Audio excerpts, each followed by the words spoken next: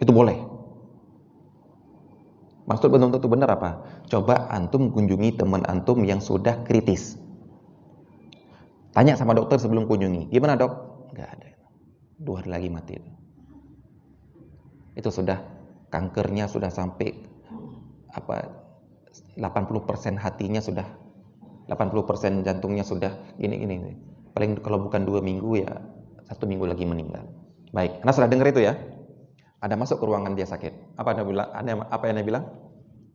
Nggak apa-apa, entar lagi juga mati kok. Jujur. Kalau jujur berarti mending nggak usah kunjungi orang sakit lah. Kalau jujur seperti ini. Tapi apa yang Anda ucapkan? Nggak apa-apa, sembuh insyaallah. Ayo, bohong atau enggak ini? Hah? Enggak bohong nih, Bu. Ini kata-kata motivasi, bukan bohong ini. Ya. Karena masih ada kemungkinan kan? Namanya kemungkinan masih ada kan? Siapa yang megang nyawa? Kan bukan kita. Dokter juga memperkirakan, saya juga memperkirakan. Padahal mungkin si yang sakit ini sudah tahu ini. Bohong kamu itu sudah. Tapi boleh nggak mengucapkan kata-kata seperti itu? Boleh.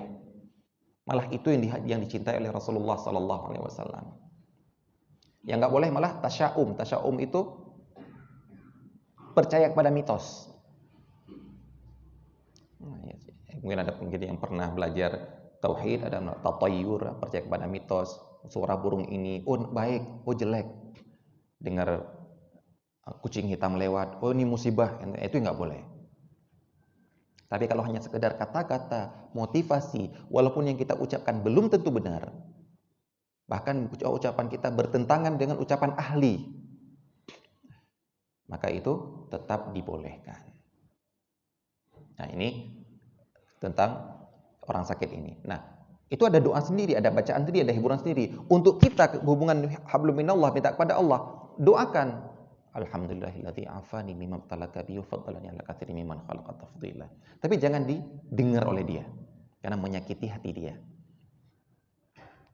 Tapi kalau yang kena musibah akhirat boleh, kata Imam Nawawi. Apa itu? Alhamdulillah saya enggak seperti kamu. Apa tujuannya? Inah dinamakan dengan tahdzir. Tahdzir itu memperingatkan seseorang tentang kesalahan dia. Ini salah kamu ini. Kamu salah, kamu telah ini. Tetap ngeyel dia. Alhamdulillah Allah tidak memberikan aku cobaan seperti cobaan kamu. Nah, dia merasa, ini namanya tahdzir. Baik, ini adalah masalah musibah. Sudah kita bicara sampai ke sini Pak ya, dari masalah pengelolaan harta tadi ya.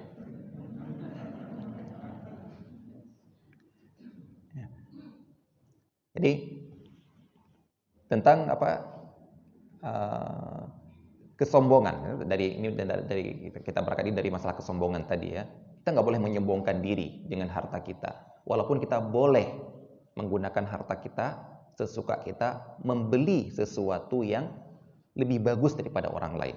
Ini Pak sahabat pernah bilang begitu, ya Rasulullah, ketika Rasulullah melarang sombong, ya Rasulullah, kami suka, kami senang bila pakaian kami, baju kami lebih bagus daripada baju yang lain.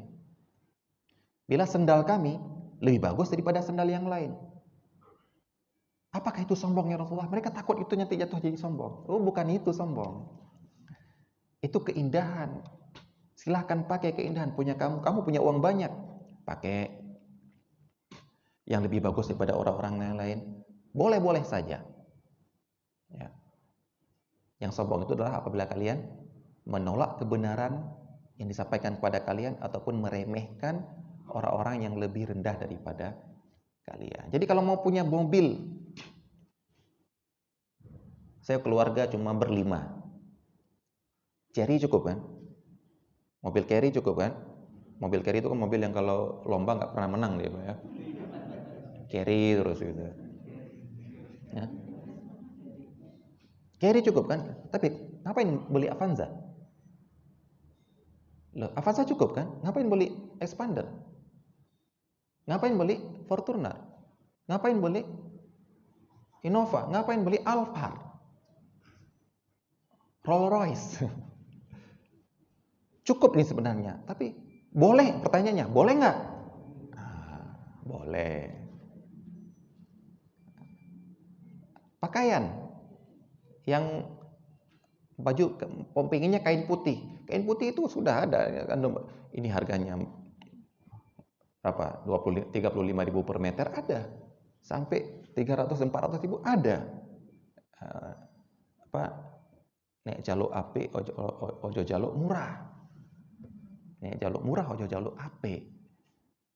Sudah ada kualitas-kualitas tadi. Pertanyaannya, boleh nggak? Saya punya uang kok, saya beli yang itu. Ada orang bilang, kamu beli ini, yang selebihnya kamu sedekahkan. Benar. Tapi pertanyaannya ini kan istilahnya itu benar kamu bilang. Daripada ini mending itu benar. Tapi boleh nggak melarang orang itu jadi masalah? Nah, seperti misalnya dalam fikih itu perlu kita pahami itu batas minimal. Dalam fikih itu ada namanya batas minimal, batas maksimal. Batas minimal kalau di bawah ini sudah tidak sah. Maksimal antara minimal maksimal ini masih sah. Saya contohkan. Minimal wudu itu apa yang dilakukan pada badan? Namanya dalam fikih itu al-ghuslu. Ghuslu itu membasuh. Minimal ghuslu itu apa? Minimal ghuslu itu apa? Faghsilu wujuhakum wa aydiyakum ilal marafiq.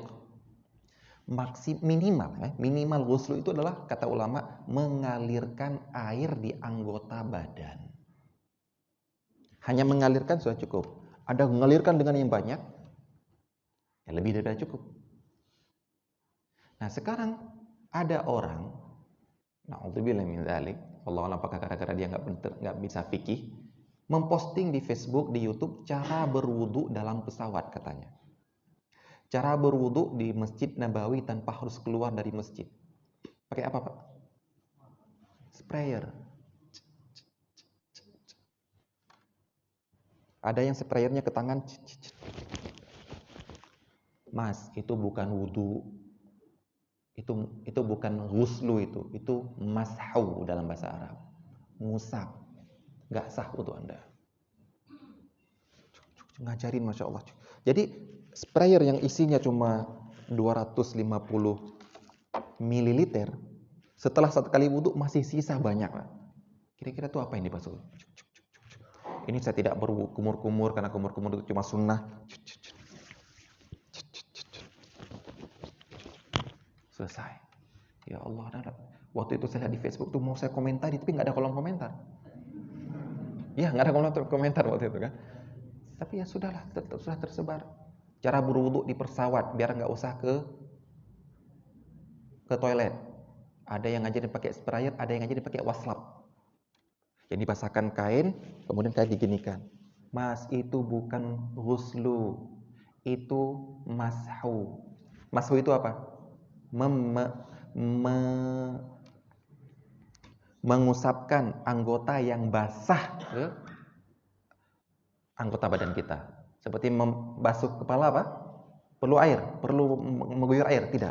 Basahkan tangan, basah, kemudian usap. Itu namanya mashu. Gak perlu harus air diginikan, itu mandi namanya. Nah sekarang Anda memashukan seluruhnya, besok mengajarkan orang lain lagi. Ini belajar fikihnya di mana? Sangat kasihan sekali saya waktu melihat seperti itu. Ada batas minimal, ada batas maksimal. Batas minimal membersihkan najis apa? Anda mengguyur air 2 ember, itu mudah lebih pada maksimal. Batas minimalnya apa? Batas minimal sholat apa? Misalnya batas minimal sholat, kalau ada orang bernadar, kalau saya gini, saya sebut ini, saya akan sholat gitu. Dia nggak bilang 2 rakaat berapa nggak? Saya akan sholat. Minimalnya 2 rakaat atau 20 rakaat atau 2 rakaat minimalnya. Demi Allah, kalau saya gini sembuh ini saya akan puasa. Dia nggak menyebutkan berapa hari. Minimalnya berapa? 1 hari, bukan setengah hari. Itu setengah hari puasa anak kecil. Saya akan memberi makan fakir miskin, minimal 1 orang. Minimal berapa? Kasih kuaci udah cukup? Kasih permen udah cukup? Kasih coklat aja nggak cukup? Ada batas minimal. Minimalnya adalah makanan sehari-hari. Sewajarnya itu berapa? Makan kalau di tempat kita makan siang, itu minimalnya. Di atasnya Anda kasihkan 2 karung beras, lebih bagus. Minimal aurat ditutup apa? Ada batas minimal aurat laki-laki apa? Mau Anda penuhi tutupi seluruhnya. Alhamdulillah. Minimal auratnya perempuan tuh ada. Batas minimal kurban. Hewan kurban ada. Ada saya mau yang lebih gemuk. Sapi limusin setingkat presiden. Silahkan, itu sudah lebih. Batas minimal zakat fitri 1 sa'. Saya mau kasih lebih, silahkan. Batas minimal kasih zakat 2,5%. Mau lebih, silahkan. Dia ada batas-batas minimal, ada batas-batas maksimal. Nah, jadi dalam hal ini kita harus memahami hal yang batas-batas minimal ini. Jadi kalau itu juga ada orang yang mau melebihi batas minimal, boleh atau tidak? Yang kata-kata kita boleh atau tidak. Kalau kan lebih baik, benar lebih baik. Lebih baik sedekah, benar lebih baik. Kalau lebih baik kita milih yang gemuk, benar lebih baik. Tapi yang saya lakukan ini salah atau tidak? Itu yang perlu kita bahas. Nah, dikatakan oleh para ulama itu wara itu boleh diamalkan. Tapi dalam masalah fatwalah menjelaskan hukum, jelaskanlah hukum yang sebenarnya. Apa maksudnya wara itu? Ini boleh sebenarnya, tapi lebih baik dihindari. Itu wara namanya. Boleh nggak lakukan ini? Boleh. Tapi ya lebih baik ditutup, Pak. Lebih baik ditutup semualah. Lebih baik. Tapi boleh nggak? Secara hukum boleh. Ya selesai sudah. Tapi kita mau menganjurkan yang lebih baik, tidak mengapa. Tapi orang melakukan ini boleh, boleh. Beli mobil ini boleh. Nah, selama tidak haram ya, tidak maksudnya hutang riba itu kan jadi haram namanya. Baik, inilah konsep dalam mengelola harta sendiri. Begitu juga dalam pengembangan. Kalau ini dalam membelanjakan tadi saya contohkan. Dalam mengembangkan, saya punya pilihan bisnis di hadapan saya banyak. Saya mau mengembangkan harta, saya punya bisnis banyak. Kalau saya jualan HP, resikonya gini, untungnya gini. Kalau saya jualan baju, resikonya gini, untungnya gini. Kalau saya jualan ini, punya pertimbangan semuanya. Kemudian saya milih suka-suka saya. Saya jualan HP aja lah. Ada teman bilang, HP itu sekarang sulit, untungnya sedikit, resikonya besar. Enggak apa-apa, saya suka kok. Dia bilang, saya suka kok. Maka yang seperti ini boleh. Suka-suka dia. Mau keuntungan sedikit, mau keuntungan banyak, mau risiko besar, kalau kecil, suka-suka dia. Kenapa? Karena harta dia kok. Risiko tanggung sendiri. Baik, ini yang pertama. Mengelola harta sendiri prinsipnya apa? Boleh suka-suka selama masih dalam koridor syariat. Yang kedua adalah mengelola harta orang lain. Apa maksud mengelola harta orang lain? Harta orang lain yang ada di tangan kita, yang kita mendapatkan amanah untuk mengelolanya. Apa bentuk mengelolanya? Mengembangkannya, ataupun mengkonsumsikannya, menginfakkan, mengeluarkan untuk kemaslahatan orang yang sedang kita kelola. Siapa orang ini? 4 golongan orang ini. Yang pertama, dinamakan dengan wasi. Yang kedua namanya wali. Yang kedua wakil, ataupun yang pertama wakil. Yang kedua wasi. Yang ketiga wali. Yang keempat nadhir. Itu istilah dalam fikih. Kita lihat satu persatu. Yang pertama adalah wakil. Siapa itu wakil? Wakil adalah perpanjangan tangan dari seseorang untuk mengelola hartanya. Karena perwakilan kita adalah perwakilan dalam harta, bukan perwakilan nikah. Perwakilan nikah ada juga nanti. Saya wakilkan wali saya kepada bapak ini, ya boleh-boleh saja. Karena terkadang ada orang bapak-bapak yang takut jadi wali gitu. Nggak tahu, padahal anak perempuan satu-satunya, padahal tinggal bilang saya nikah kan udah selesai kan, tapi kok nyerahkan ke orang lain. Tapi ya boleh-boleh saja. Yang pembicaraan kita adalah wakil dalam harta. Baik. Apa itu? Ada seseorang mewakilkan kita untuk membeli sesuatu. Ada seseorang mewakilkan kita untuk mengembangkan hartanya. Ada seseorang mewakilkan kita untuk menyerahkan harta ini. Nah, sekarang apa peran wakil? Peran wakil adalah wakil di sini adalah sedang mengelola harta orang lain. Baik. Prinsip dasar dalam mengelola harta orang lain oleh 4 orang ini adalah, kalau tadi mengelola harta sendiri adalah suka-suka, kalau dalam masalah mengelola harta orang lain prinsipnya adalah al-maslahah.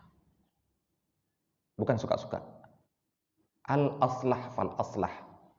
Yang paling maslahat. Yang paling maslahat. Jadi sudah standarnya bukan halal haram lagi, Pak. Di halal pun, di masalah halal pun dia harus mengambil tingkat yang tertinggi. Dia harus mengambil tingkat yang paling bagus. Kenapa? Karena dia sedang memilih untuk orang lain. Dan memilih untuk orang lain harus sebagus mungkin. Sehingga dia tidak ada, seharusnya jangan ini. Pak, nggak ada lagi di atasnya. Ini paling maksimal.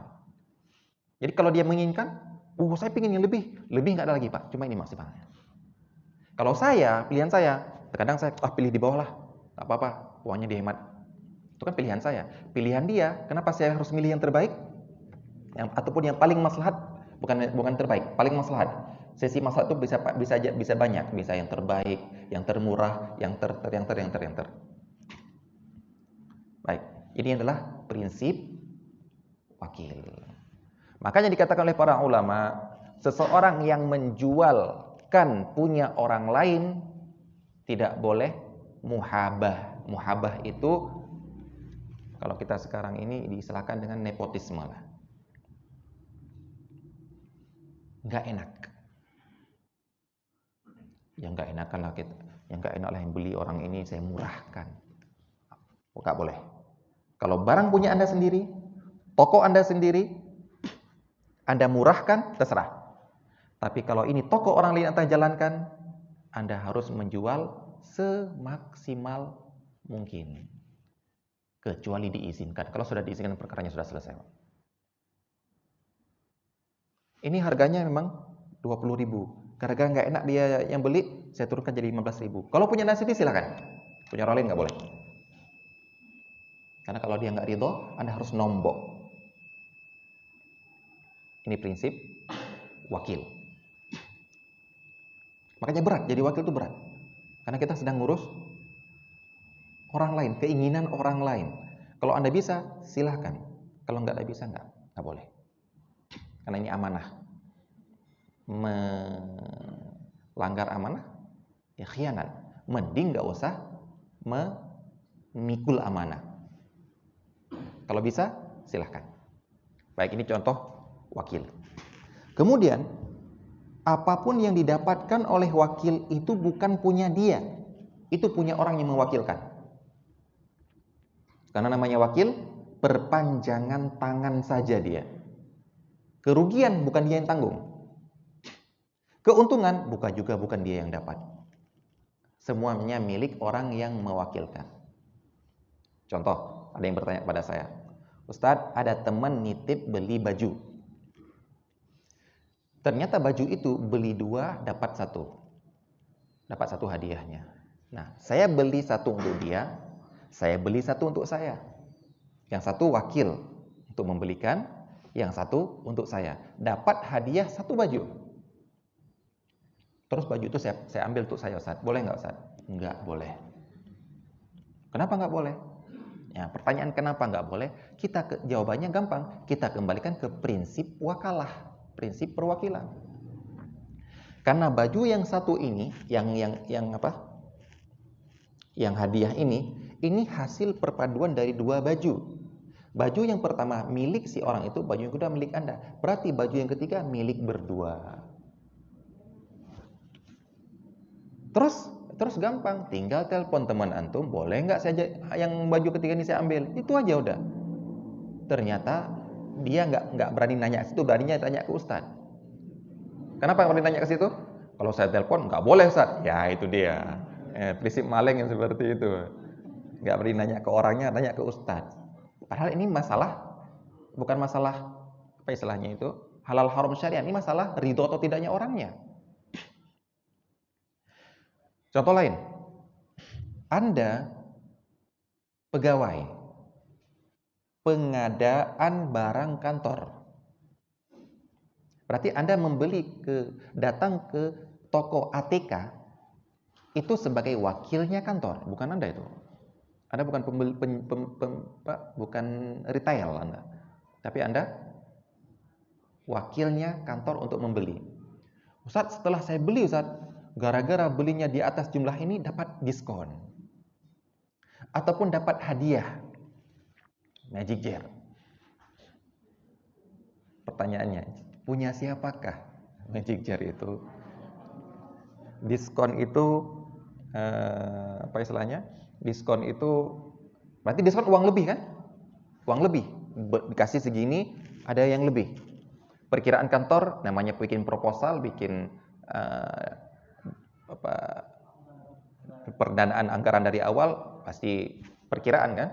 Ternyata ketika Anda datang, pas ada lagi harganya lagi turun. Lebihnya punya siapa?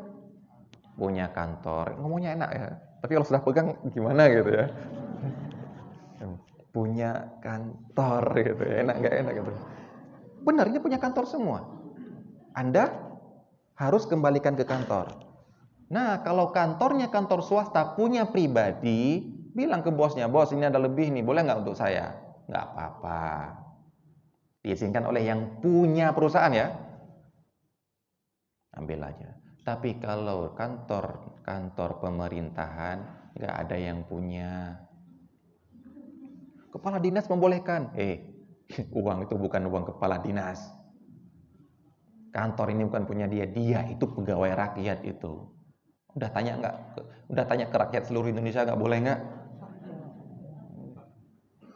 Jadi kalau Anda pernah menzolimi harta seseorang, minta maafnya cuma ke seseorang, Pak. Tapi kalau mengkorupsi harta rakyat, mau minta maaf ke siapa?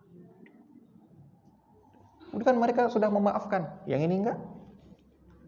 Jadi nggak ada koruptor itu ketika sudah dipenjara, sudah ditangkap. Kami setelah selesai jabatan, saya mohon maaf kepada seluruh rakyat Indonesia. Anda maafkan Anda? Kalau saya pribadi nggak akan maafkan. Di akhirat nanti.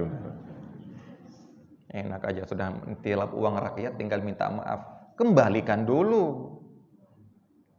Nah ini masalah mengelola harta orang lain, membeli atas nama orang lain, itu semuanya milik dia, milik orang lain. Kalau kita kan ternyata terkadang nggak Pak, begitu kurang ngasih tahu, Pak kurang ternyata uangnya Pak. Begitu diskon, diam. Nggak nanya ke orangnya, nanya ke ustadz. Kalau ustadznya sudah belajar fikih sampai ke wakalah, alhamdulillah lah dia bisa jawab apa adanya. Kalau belum sampai ke situ, nanti bilang, oh ya nggak apa-apa, aduh bahaya itu sudah saat seperti itu. Nah, ini namanya prinsip wakalah. Semuanya perpanjangan tangan orang lain. Apapun yang didapat kerugian, kasih tahu orang lain itu. Baik. Ini yang pertama, sebagai wakil. Insya Allah kita banyak menjadi wakil-wakil model seperti ini. Semoga bisa dipahami.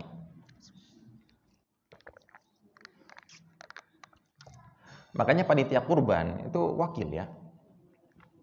Orang lain di luar Malang kirim transfer uang ke sini, maka Seperti tadi, kalau Anda mau kurban untuk diri Anda sendiri, mau cari kambing yang minimal, batas minimal, silahkan.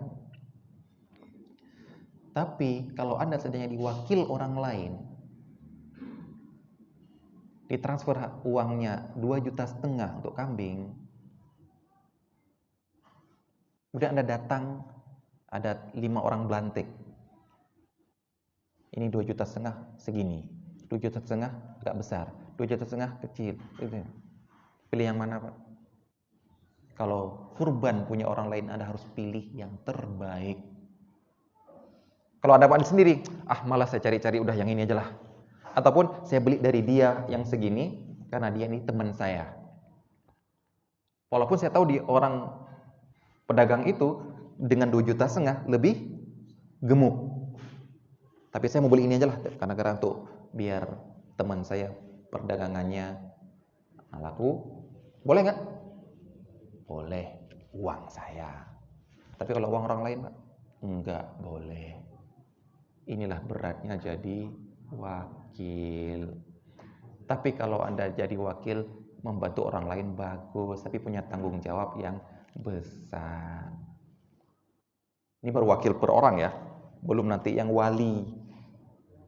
Wali itu apa? Wakil negara, wakil rakyat, mewakili seluruh satu kabupaten, mewakili satu provinsi untuk mengurus uang dia, uang mereka. Gimana ini? Orang sakit masih banyak, bilang dananya kurang, tapi tugu dibikin.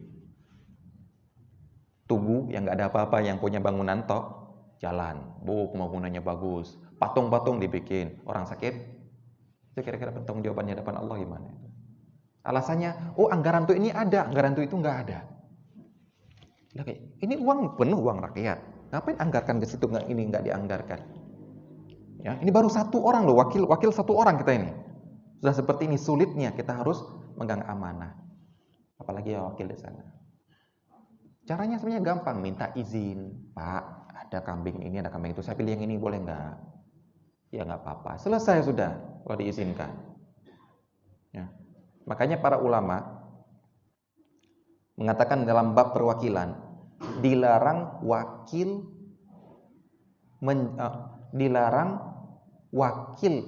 wakil yang disuruh untuk membeli, dialah penjualnya. Saya bayangkan, Pak, kasusnya. Saya disuruh, saya mendapatkan perwakilan untuk membeli sesuatu. Tapi ternyata saya yang menjual. Contoh, saya disuruh wakilkan untuk beli kambing kurban. Ternyata saya memang penjual kambing, Pak. Kenapa nggak boleh, Pak? Kenapa nggak boleh kan? Kenapa nggak boleh kan? Pertama ada yang bilang nggak boleh gara-gara tidak boleh seseorang menjadi pembeli dan penjual dalam satu waktu. Saya beli kambing dari saya, ya saya jual kambing dari saya. Itu ada yang mengatakan arahnya ke situ. Menurut saya bukan arah ke situ, Pak. Tapi arahnya adalah karena tidak bisa mengkompromikan dua maslahat. Tidak bisa mengkompromikan dua maslahat. Apa itu? Si pembeli ketika mewakilkan pada saya, tolong berikan kambing harga 2,5 juta. Berarti saya harus memegang maslahat dia. Maslahat dia adalah mencari yang terbaik, terbesar, tergemuk di antara yang dijual-jual itu, 2,5. Tapi ternyata penjualnya saya. Saya punya maslahat, punya keinginan, pokoknya laku.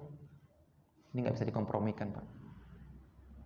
Akhirnya, udah 2,5 juta, ini aja lah yang 2,5 juta. Boleh seperti itu? Nggak boleh. Makanya tidak boleh orang yang diwakilkan untuk menjual, dialah pembelinya. Orang yang diwakilkan untuk membeli, dialah penjualnya. Itu pada asalnya hukum seperti itu, Pak. Tapi kalau sudah minta izin, selesai sudah. Pak, ini saya mau beli kambing 2,5 juta. Tapi saya juga jual kambing 2,5 juta. Ini loh fotonya, Pak. Mau nggak beli dari saya? Ya nggak apa-apa. Ya alhamdulillah. Yang penting minta izin, selesai sudah. Itu kalau satu orang. Masalahnya kalau pemimpin satu kabupaten masa minta izin sama orang satu kabupaten tuh gimana itu? Makanya untuk yang model-model yang pemimpin rakyat itu sudah masalah total, dia nggak ada izin lagi, nggak bisa dapat izin. Baik, ini apa? Wakil. Yang kedua, wasi. Siapa wasi? Wasi itu orang yang dapat wasiat untuk mengurus harta anak yatim dia. Harta anak dia yang menjadi anak yatim. Anak yatim itu siapa, Pak? Bu, siapa namanya anak yatim itu siapa? Standar minimal. Standar anak yatim itu apa? Orang yang ditinggal mati bapaknya dan belum balik. Berarti coba carikan kasus lain yang tidak dinamakan yatim. Berarti ditinggal mati ibunya bukan yatim, tapi piatu bahasa kita, Pak. Saya kalau bahasa Arab belum tahu apa artinya tuh. Piatu. Kalau sudah balik bukan yatim lagi. Kalau gitu kita yatim semua nih, Pak ya. Santunilah anak yatim itu. Bukan anak yatim, bapak yatim sudah ini. Gak ada. Jadi kalau belum balik itu yatim, ditinggal mati bapaknya. Kalau ditinggal mati ibunya, tidak makan yatim. Berarti sebenarnya ditinggal mati bapak atau ditinggal mati ibu yang lebih sedih, Pak? Ditinggal mati bapak lebih sedih. Gak ada yang menafkahi. Kalau tinggal mati ibu, bapak nikah lagi. Ya, belum meninggal aja nikah ya, apalagi meninggal gitu ya. Nah, terkadang ada orang yang sebelum meninggal, jadi sebelumnya ya, jadi yatim itu bukan gara-gara miskin atau tidak. Makanya kita sering menyantuni anak yatim, itu salah. Menyantuni fakir miskin. Kalau anak yatim, mengasihi anak yatim. Karena dia butuh belayan orang tua. Jadi anak yatim itu standarnya bukan miskin atau tidak. Standarnya meninggal itu aja sudah. Meninggal, berarti meninggal bapaknya belum balik, itu namanya yatim. Nah, terkadang yang meninggal ini bapaknya kaya raya, sehingga meninggalkan warisan untuk dia. Jadi anak yatim ini, begitu bapaknya meninggal, langsung punya uang 20 miliar. Sudah menjadi crazy rich Malang gitu ya. Walaupun dia belum balik. Bapaknya ini terkadang ada orang-orang yang ini kalau saya biarkan anak saya tidak mengucapkan apa-apa, maka anak saya akan diurus oleh paman-pamannya. Saudara saya, maksudnya bapak saya sudah meninggal. Saya mau meninggal. Bapak saya sudah meninggal. Saya punya harta yang akan diwariskan oleh anak saya. Kalau saya diam saja, maka anak saya ini akan diurus hartanya oleh saudara saya, paman dia. Atau oleh istri saya. Tergantung khilaf para ulama. Ada ulama yang nggak bilang boleh, perempuan nggak boleh ngurus harta anak yatim, harus ngurus paman-paman dia. Walaupun ada ulama yang mengatakan ini boleh. Intinya yang ngurus harta dia orang lain, secara otomatis berpindah ke mereka. Dan kalau saya biarkan harta anak saya diurus oleh paman saya, ini maling semua ini, bisa miskin anak saya ini, tidak dapat apa-apa. Apalagi istri saya, ini sudah mau nikah sama orang lain. Akhirnya apa? Akhirnya saya ucapkan wasiat. Saya wasiatkan anak saya hartanya diurus oleh teman saya itu. Kan amanah. Ada tisu.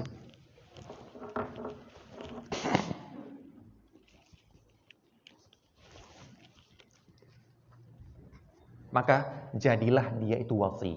Kalau dia menerima, kita jadi wasi. Ya, silakan foto. Ini kalau kita ngomong secara hukum Islam ya, nah walaupun nanti mungkin secara pengadilan mungkin dia nggak menang, wallahu alam ya. Bagusnya apa? Notaris sudah langsung. Sakit-sakit panggil notaris, panggil pengacara, catat. Yang ngurus apa ini teman saya itu. Teman saya mau terima, catat. Ataupun panti asuhan itu yang menerima amanah, maka dia adalah wasi. Nah, harta anak yatim ini pegang semua oleh dia. Tidak boleh harta anak yatim dikasihkan ke anak yatim langsung. Nah, ini harta bapak kamu ini ATM 20 juta, 20 miliar. Haram ngasihkan langsung, Pak. Kenapa? anak itu anak yang safih dalam bahasa fikihnya, itu orang yang belum bisa mengelola hartanya sendiri. Haram dikasihkan langsung. Wala tu'tu sufaha amwalakum. Jangan kamu berikan kepada orang safih dalam surah An-Nisa harta mereka. Jadi bagaimana? Hartanya dikelola oleh satu orang, oleh wasi tadi. 20 miliar sini. Maka segala kebutuhan dia saya yang penuhi, walaupun dia tinggal sama ibunya. Nggak ada hubungannya tuh. Yang tinggal ngurus ibunya, istilahnya tinggal bersama ibunya, uangnya tetap sama dari orang itu. Kasihkan. Kalau dikasihkan ke ibunya semua, bisa bahaya, jangan-jangan. Anaknya keterlantar, ibunya nikah lagi. Nah, itulah namanya wasi. Nah, wasi ini dalam mengurus harta anak yatim harus pakai kaidah maslahat. Nggak boleh suka-suka. Dalam Al-Quran dikatakan wala taqrabu amwalal yatama wala taqrabu malal yatimi illa billati hi ahsan. Janganlah kamu mendekati harta anak yatim kecuali dengan yang terbaik. Ini bukan masalah halal haram lagi. Jangan kamu belikan minuman keras, itu halal haram itu.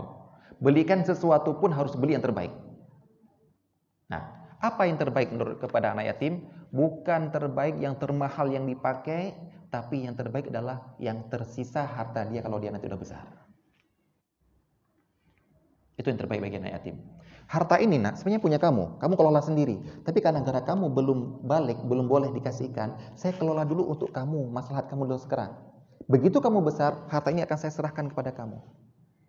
Jangan sampai ketika kamu kecil ini, saya mengeluarkan kepada kamu berlebihan. Begitu dikembalikan, tinggal sedikit lagi. Harta peninggalan 20 miliar. Dia anak kecil baru umur 7 tahun.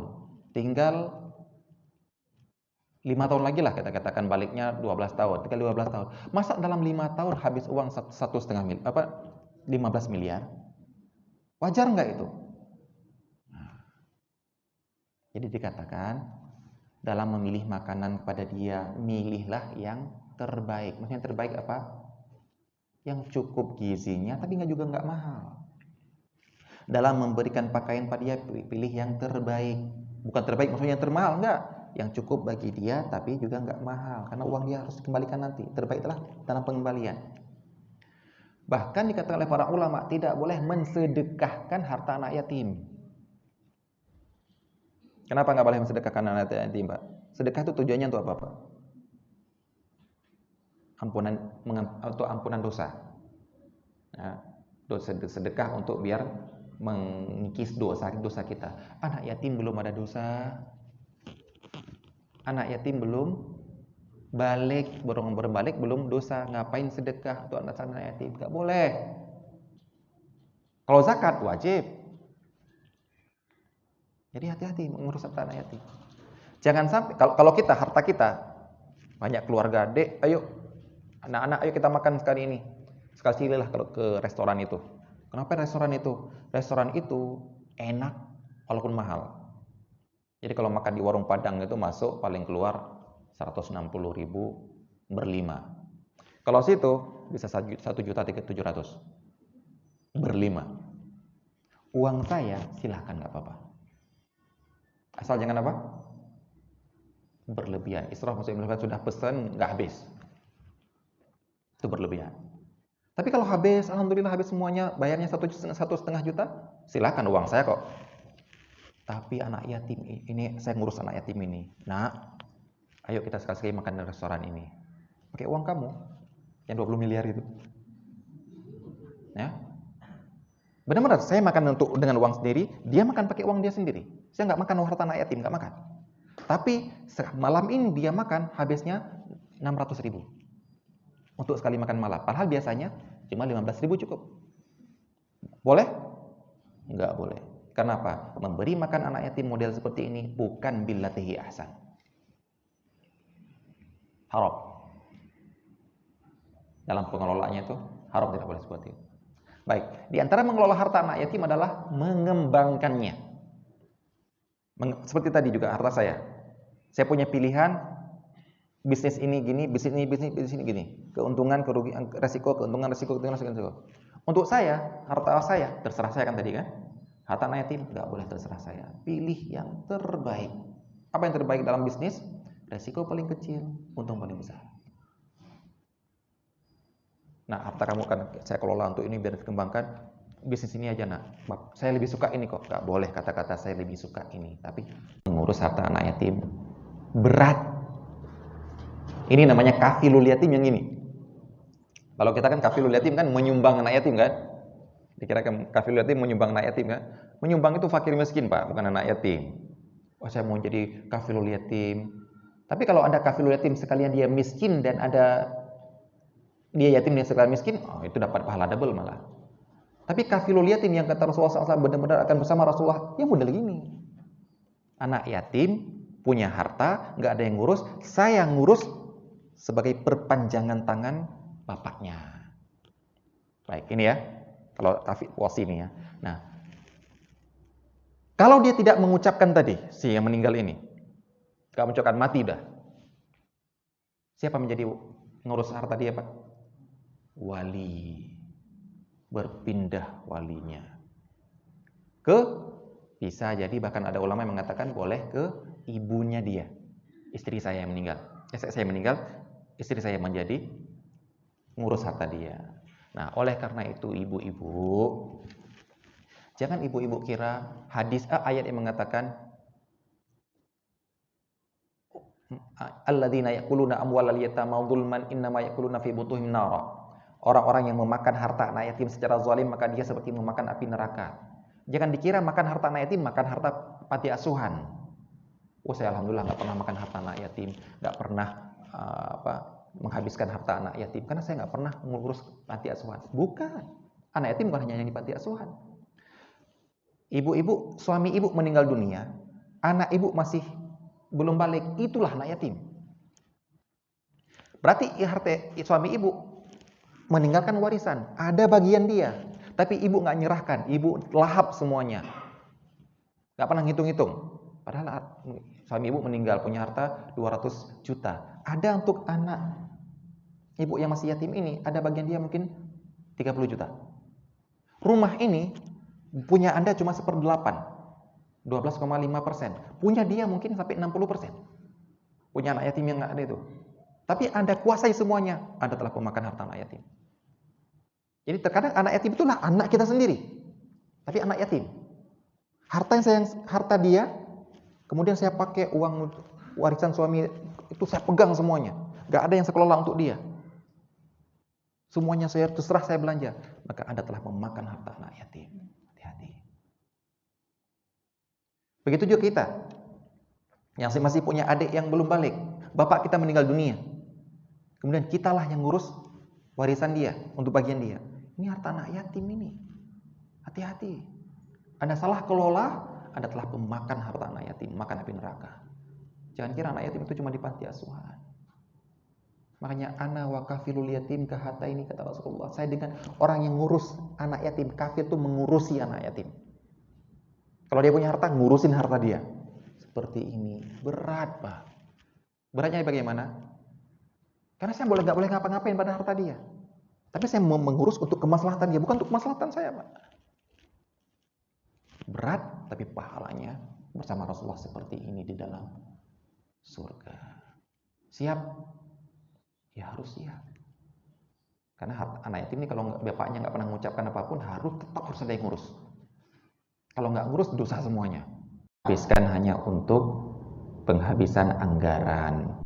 Itu tanggung jawab di hadapan Allah SWT. Kami nggak bisa nuntut, Pak. Kami rakyat nggak bisa nuntut, nggak bisa apa-apalah. Ya, nuntut nanti malah diperkarakan. Udahlah di akhirat kita nanti pertanggungjawabkan insyaallah. Kalau di dunia kita masih harus berdebat dengan Anda di hadapan hakim, yang mana hakim itu mungkin bisa mendukung salah satu di antara kita. Tapi kalau di hadapan Allah Subhanahu wa taala, disitulah hukum seadil-adilnya. Ada bagian kami di situ, ada hak kami di situ. Kenapa Anda tidak memberikan hak itu kepada kami, malah Anda salurkan ke tempat yang tidak bermanfaat? Kami akan minta pertanggungjawaban Anda. Di mana? Di akhirat nanti. Mau Anda masih menjabat, mau Anda sudah pensiun, itu tetap Anda pertanggungjawabkan. Yang keempat adalah nazir. Ataupun kita yang masih ketiga itu seperti pengurus masjid, pengurus yayasan, pengurus satu lembaga. Itu juga adalah wakil ya, wakil ataupun saya katakan wali lah. Perpanjangan tangan masyarakat. Seperti misalnya takmir masjid. Takmir masjid yang mengelola uang celengan jamaah, itu dia telah mengelola harta orang lain, bukan punya dia. Punya jamaah, punya masjid. Maka dia harus mengelola uang ini sebaik mungkin, bukan sesuka dia. Nggak boleh dia duduk baru takmir, kita bikin apa ya enaknya ya. Nggak boleh. Kita bikin apa ya di masjid ini untuk maslahat jamaah, untuk pemberi dana ini dapat pahala. Seperti misalnya, uang itu kita bikin kaligrafi aja di masjid ya, biar indah masjid ini ya. Tanya dulu, kaligrafi di masjid itu apa hukumnya? Siapa tahu Pak, hukumnya apa Pak? Bikin kaligrafi di masjid itu apa hukumnya? Makruh. Baik, makruh itu apa? Makruh itu apa? Hasilnya apa? Secara usul fikih makruh itu apa? Dikerjakan. Tidak berpahala? Tidak berpahala. Ditinggalkan? Berpahala. Lah sekarang Anda dana masyarakat yang memberikan celengan, Anda pakai ke tempat yang tidak berpahala. Amanah nggak? Silakan nilai sendiri. Orang ngasih dana untuk masjid biar pahala kan? Anda pakai untuk yang tidak berpahala. Amanah atau tidak? Silakan nilai sendiri. Beda kalau ada orang nyumbang, nih saya nyumbang ke masjid bikin kaligrafi, ya itu urusan dia dengan Allah itu. Dia seperti hambur-hamburkan uang, walaupun kita nanti melarang dia seperti itu, mencegah. Ada yang terbaik ini. Bikin menara di masjid, masalah atau enggak Pak? Saya nggak bukan menilai ya, saya bukan melarang ya. Saya sedang bertanya kepada antum, masalah atau enggak? Bikin menara panjang, indah seperti menara Masjid Nabawi. Ya, ujungnya mungkin tambah emas lagi. Maslahat nggak bagi masjid? Beda kalau ada seorang konglomerat ngasih uang, bangun nih, uang saya pakai bangun menara. Itu urusan dia kan, uang dia kan. Itu kembali kepada tadi, mengurus harta sendiri. Ini sedang ngurus celengan masjid, uangnya banyak. Bagaimana? Yang mana orang bertujuan untuk celengan biar berpahala. Lah sekarang Anda pakai yang tidak berpahala, itu kira-kira gimana itu? Pertanggungjawaban ada di hadapan Allah tuh kira-kira bagaimana? Makanya berat Pak, mengelola harta orang lain itu berat, menjadi amanah itu berat. Tapi kok ada orang berebutan itu saya heran itu. Nah, kalau orang cari selamat itu kan mending nggak, gaji juga nggak digaji kok. Tapi tanggung jawab besar, mending nggak kan? Tapi kenapa dia mau? Berarti dia sedang mencari pahala. Berarti kalau sedang mencari pahala, hati-hati jangan terjerumus ke dalam dosa.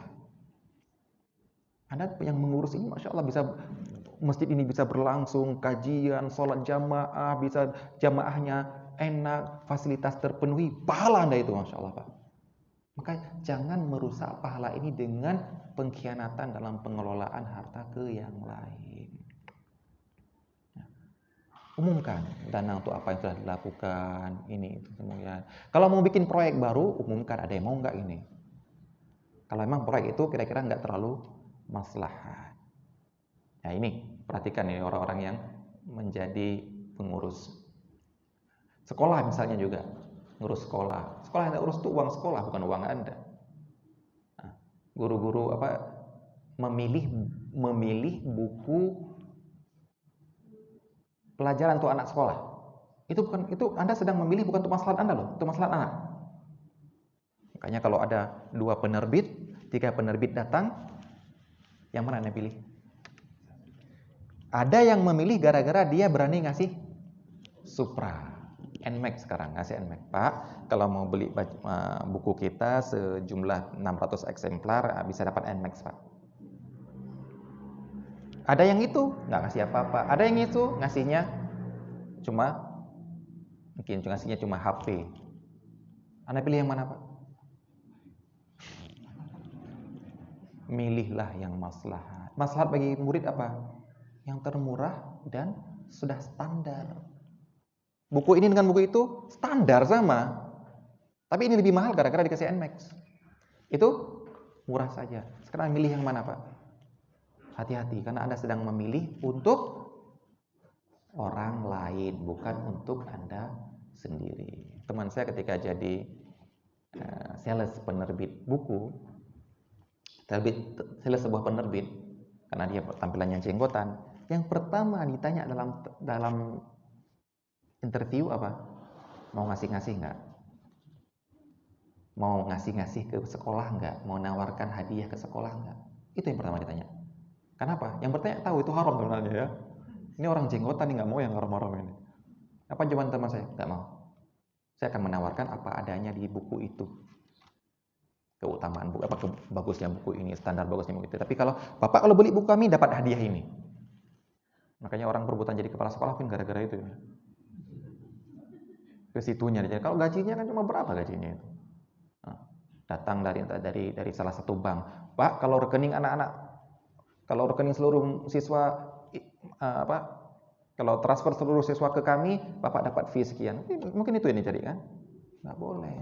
Karena ini kita sekarang sedang melihat bukan memilih untuk kita, tapi memilih untuk orang lain. Berat memang. Makanya dalam barang temuan, dikatakan oleh para ulama dalam masalah barang temuan. Barang temuan itu kita temukan satu barang yang berharga, itu kan harus diumumkan 1 tahun. Nggak ada yang dapat baru menjadi milik kita. Nah, kata ulama, di awal kita nemukan, itu niatnya sudah harus benar. Di awal bukan, ini akan saya umumkan, itu bagus, sudah benar, amanah. Tapi ini akan jadi milik saya, maling sudah Pak dari awal. Alhamdulillah, itu sudah nggak benar niatnya. Tapi yang pertama amanah dulu. Amanah itu adalah saya sedang menyimpan, menjaga orang lain sedang mencari yang punya, atau amanah. Maka kata ulama, yang tidak sanggup memikul amanah, biarkan. Biar diambil oleh orang lain untuk diumumkan. Apa istilah kata ulama? Antum faqihun nafsi. Kalian tuh lebih faqih dalam diri sendiri. Kalian lebih tahu tentang diri sendiri. Saya ini orangnya amanah, saya ini sanggup menerima beban, saya sanggup memikul ini, saya sanggup menjabat ini. Antum lebih tahu. Nggak sanggup saya. Saya bukan orang tempat ini. Saya temu barang di Malang misalnya. Saya bukan orang Malang kok. Mengumumkan dia Jember. Biarin aja. Kenapa biarin? Biar orang lain nanti yang menemukan. Yang jelas saya tidak ngutak-ngatik barang itu. Saya bukan maling. Seperti itu. Baik. Yang keempat adalah yang terakhir, hampir sama juga, nadhir. Nadhir itu adalah orang wakilnya dalam wakaf. Dia sebenarnya wakil juga, tapi khusus dalam wakaf. Jadi kalau ada orang mewakafkan, saya wakafkan kebun saya untuk fakir miskin. Nggak mungkin seluruh fakir miskin di Malang untuk ngurus kebun itu kan nggak mungkin, Pak. Maka saya tunjuk fulan yayasan ini sebagai nadhirnya. Maka yayasan ini yang ngelola sebaik-baiknya bagaimana hasil kebun ini bisa tercapai tapi bisa tersalurkan ke fakir miskin. Maka dia harus mengelola sebaik-baiknya. Tidak boleh dia memakai nepotisme dalam hal ini. Saya fakir miskin ini aja, ini kerabat saya. Itu biarkan saja. Ini orang daerah saya. Ini mau ngasih fee kepada saya kalau saya kasihkan ke dia. Itu tidak boleh. Karena kita sedang mengelola harta wakaf orang lain atas maslahat orang lain, maka kita harus mengelola dengan sebaik mungkin. Demikian yang dapat kita sampaikan pertemuan pada hari ini. Semoga dapat bermanfaat. Baik, ini pertanyaan tadi malam. Orangnya masih ada di sini atau tidak, wallahu alam. Saya punya adik kandung yang baru membeli rumah seharga 500 juta. Untuk biaya balik nama kurang dana sebesar 35 juta. Pertanyaan, bolehkah saya bantu adik saya sebesar 35 juta untuk menutup kekurangan tersebut menggunakan uang zakat? Di sini ada permasalahan yang pertama yaitu zakat untuk adik, zakat untuk kerabat. Dan itu banyak yang nanya ketika Ramadan, zakat fitri kepada kerabat ataupun untuk kerabat, ataupun zakat mal untuk kerabat, ibu, anak, atau saudara, adik, kakak. Jawabannya adalah untuk atas dan bawah, usul wal furu, bapak, ibu ke atas, kakek, sama anak ke bawah, nggak boleh ngasih zakat. Nggak boleh ngasih zakat sebagai fakir miskin. Saya kasih zakat karena dia adalah fakir miskin, nggak boleh. Kenapa? Karena atas dan bawah wajib kita nafkahi kalau dia miskin dan kita mampu. Jadi bapak miskin, kita mampu, itu nggak boleh ada seperti itu. Nggak boleh ada istilah itu. Namanya orang miskin, orang yang tidak tercukupi. Saya harus bisa mencukupi bapak saya. Karena saya mampu untuk mencukupi. Saya harus mencukupi anak saya, karena saya mampu mencukupi. Ya. Jadi orang mengeluarkan zakat untuk orang yang sebenarnya wajib untuk dicukupi, itu dikhawatirkan ada indikasi lari dari zakat. Lari dari nafkah. Dia kan miskin, dan saya harus mencukupi dia. Tapi saya nggak mau mencukupi, tapi saya kasih zakat. Berarti saya kasih zakat itu tujuannya adalah lari dari tanggung jawab nafkah. Itu nggak boleh. Baik, itu kalau atas bawah. Kalau ke samping, kakak, adik, paman, dan lain sebagainya itu samping. Itu kaedahnya adalah wa 'alal warithi mithlu dzalik.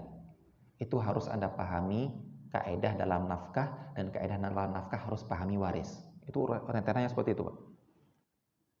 Itu ada saudara yang wajib saya nafkahi, ada saudara yang tidak wajib saya nafkahi. Tergantung apa? Tergantung saudara ini, tergantung saya ini ahli waris saudara saya atau bukan. Maksudnya, kalau saudara meninggal, kalau saudara saya meninggal, adik saya ini meninggal, kira-kira saya mewarisi atau tidak? Kalau saya mewarisi, saya wajib menafkahi dia ketika dia masih hidup. Kalau saya tidak mewarisi, gara-gara apa? Terhalangi anaknya yang laki-laki, terhalangi bapak dia masih ada, bapak kita masih ada, saya tidak mewarisi, maka berarti saya tidak wajib menafkahi dia. Kalau saya tidak wajib menafkahi dia, berarti saya boleh ngasih zakat kepada dia. Itu prinsipnya. Makanya dalam masalah asnaf zakat, nanti kita harus belajar masalah nafkah. Siapakah orang yang wajib kita nafkahi, dan siapakah orang yang tidak wajib kita nafkahi. Sehingga ketika dia tidak mau nafkahi, jangan dicela. Berarti yang dia kasihkan adalah sedekah, bukan nafkah. Nafkah itu wajib, sedekah tidak wajib. Dan ini wallahu ta'ala alam, setahu saya jarang dibahas. Bahas masalah fikih pernikahan, paling masalah yang mesra-mesra itu aja. Nah, engkau adalah bidadariku, judulnya itu ya. Kemana aku dayung bahteraku. Itu aja. Tapi masalah nafkah, padahal itu yang paling banyak cekcok dalam keluarga. Apakah saya masih wajib menafkahi mertua? Apakah wajib menafkahi mertua? Apakah saya masih wajib menafkahi bapak saya? Apakah saya wajib menafkahi adik saya? Itu dibahas dalam. Ini yang pertama. Nah, adik Anda ini orang yang wajib Anda nafkahi atau tidak? Kalau wajib Anda nafkahi, berarti dia tidak boleh Anda kasihkan zakat sebagai fakir miskin. Nah, sekarang Anda tanya, ternyata bukan fakir miskin sekarang. Ini lain lagi. Sekarang pertanyaannya, sebagai apakah Anda ngasihkan zakat untuk dia? Kalau Anda mau kasih zakat pada dia 35 juta, sebagai apa dia? Asnaf tamaniyah, apa dia? Fakir, miskin? Bukan. Bisa beli rumah 500 juta, masa fakir miskin? Paling Anda bilang, gharim Ustaz. Nah, masalahnya gharim. Gharim itu apa dulu? Gharim itu adalah orang yang punya hutang. Punya hutang yang tidak mampu dibayar. Lah sekarang punya 500 juta bisa, kok masa 35 juta nggak bisa, itu apa itu? Wallah, pandangan saya itu bukan termasuk gharim dia. Nggak bisa dikasih zakat ini. Gharim itu orang yang punya hutang, nggak mampu bayar. Nah sekarang orang punya 500 juta, bisa kok 35 juta nggak bisa, tuh gimana itu? Saya nggak bisa bayangkan. Jadi apa dia? Anda kasih zakat sebagai apa dia? Jadi ini dua pandangan ya. Sisi dia zakatnya dari sisi mana? Yang kedua, zakat kepada adik boleh atau tidak, ataupun sah atau tidak.